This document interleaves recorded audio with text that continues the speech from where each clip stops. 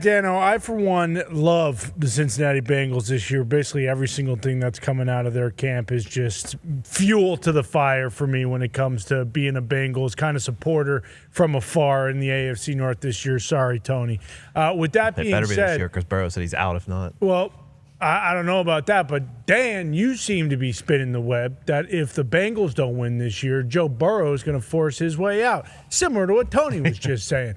Why do you think that? Do you really believe that Joe Burrow would leave Cincinnati? Because that would break my heart and all the hearts of people in Ohio, because we all know nobody's rooting for the Browns fans. Even the Browns fans are booing their own team. Yeah, if it doesn't improve and they don't win, changes are going to get made 100%. I think the Bengals go 13-4 this year. I think they win the division. I've said that. I think their schedule is, I believe, the softest in the league. Yes. I don't know outside of Lamar, the top quarterback that they will play against. They're not playing against like murderer's row of quarterbacks. So, whoa.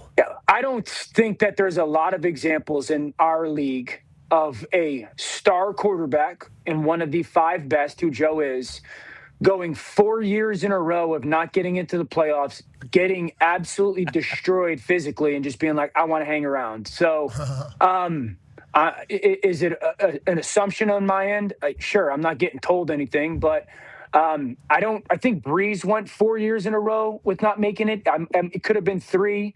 But I go back to it being twofold. One, the season in 24, which I think was that year where Joe and Jamar put on unbelievable performances. I think Jamar was like the Triple Crown winner, if I want to say. Mm-hmm. They scored like 35 a game, and they were like the first team in the history of the NFL to score that many and not get in.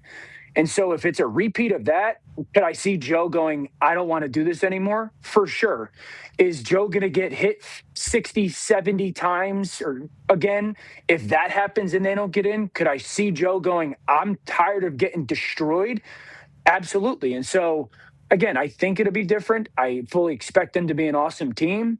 But if they aren't firing on all cylinders and a playoff team and making a run, it's the changes are getting made, and I just don't think it's just going to be at head coach. Okay, and I assume Joe Burrow will come out and say, this is nonsense. Obviously, I'm a Cincinnati Bengal. I'm an Ohio kid. I like being here no matter what. And I assume that is exactly how and why he has to feel that way.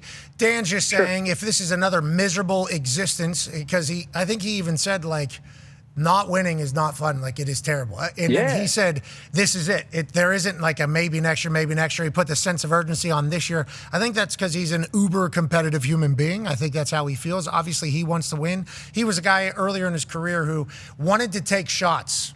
Okay, wanted to take hits so that he could, feel like he was in the game. And it's like he is, I know he does fashion, super handsome. Obviously, I talk about him outside the field. On the field, this guy is wildly, ridiculously competitive, wildly tough, insanely talented. And I think all any of us want to see is him playing those big-time games because we've already seen him in the Super Bowl. Now, you asked, have you ever seen a guy who's been able to do all those things, want to stick around? It's like, how long was Stafford up in Detroit? 12 years. So Stafford was in Detroit for 12 years, and then if you think about when he left, he immediately wins the Super Bowl and gets all the accolades. Yep. So Joe Burrow could stick around for 12 years and go ahead and do it, or he could see what Stafford did and potentially go have the time of his life. Replace Stafford in Los Angeles. And it's so similar because they both don't have really great offensive line, don't have really great run games, and both the defense lets up a lot of points. It reminds me so much of the Stafford days. And they both had elite receivers. Yes, exactly.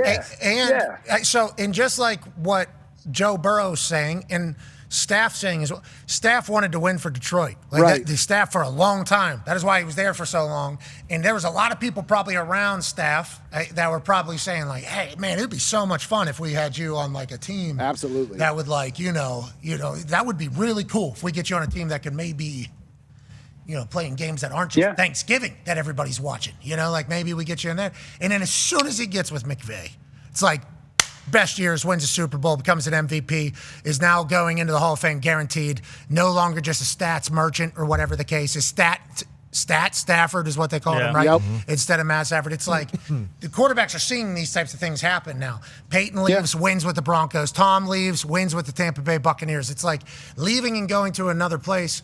I mean, Aaron, we'll see what happens with Pittsburgh Steelers. Used to be something the quarterbacks never did. Like, this is not like a normal thing. Like, players would get like 1 or 2 years and it would be like a fall-off year and it would be ass.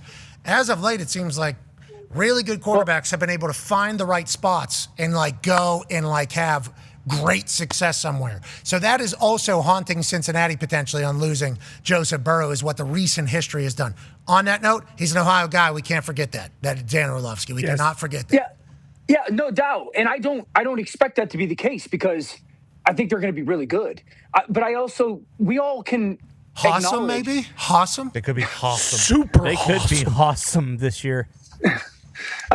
We can all acknowledge like how all in they are. You know, they've paid everybody that he's wanted.